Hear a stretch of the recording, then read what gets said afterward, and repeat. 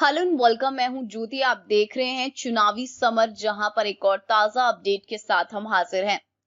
Mayawati, Rajratna Ambedkar supreme court के action से CAA NRC मुश्किल में।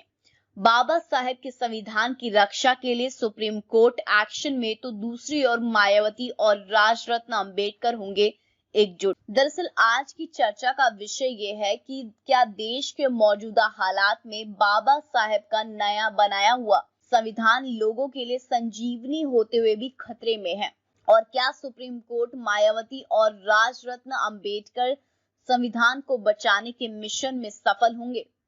जैसे कि हम जानते हैं कि बाबा साहेब ने देश के संविधान को इस तरह से लिखा था कि यहाँ कोई भी शासक तानाशाह नहीं बन सकता, लेकिन जनता को संविधान की पूरी जानकारी नहीं, सरकार का विरोध नहीं कर पाती है। वैसे मोदी सरकार ने देश में सीएए को लागू कर दिया है और सरकार एनआरसी और एनपीआर भी लागू करने की तैयारी में है। इसकी वजह से विपक्ष और दुनिया के कई सारे राजनीतिक जानकार जो हैं वो चिंतित नजर आ रहे हैं। वैसे अगर सिर्फ विपक्ष के नेता ये कहते हैं कि सीएए, एनपीआर और एनआरसी के द्वारा मोदी सरकार दलितों और मुसलमानों के खिलाफ षड्यंत्र रच रही है, तो शायद लोगों को लगता कि विपक्ष राजनीति करने के चक्कर में है। लेकिन अब यूएससीआईआरएफ जैसे वैश्विक संस्थाओं ने भी स्वीकार किया है कि सीएए, एनपीआर और एनआरसी से भारत में धार्मिक आजादी को खतरा है। यानी कि कहीं ना कहीं ये साबित हो गया है कि मोदी सरकार बाबा साहेब के संविधान की बलि चढ़ाने के लिए तैयार है, जिसकी वजह से राजरत्न अंबेडकर, मायावती ने मोदी सरकार के खिलाफ हमलावर रुख धारण कर लिया है। इन्होंने तो यहाँ तक कह दिया कि मोदी सरकार देश में आरएसएस का संविधान लागू करना चाहती है, और ये जनता भी समझ रही है कि सीएए, एनपीआर और एनआरसी से उनकी नागरिकता खतरे में पड़ जाएगी।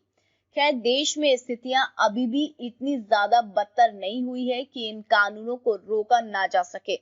वैसे भी सुप्रीम कोर्ट में अभी भी सीएए, एनपीआर और एनआरसी का मुद्दा विचाराधीन है, और अभी तक कोर्ट ने इसे संवैधानिक नहीं माना है। यानी कि जब तक देश में सुप्रीम कोर्ट तथा मायावती और राजरत्न अंबेडकर जैसे नेता दलितों और मुसलमानों के साथ हैं, तब तक मोदी सरकार संविधान से छेड़छाड़ नहीं कर सकती।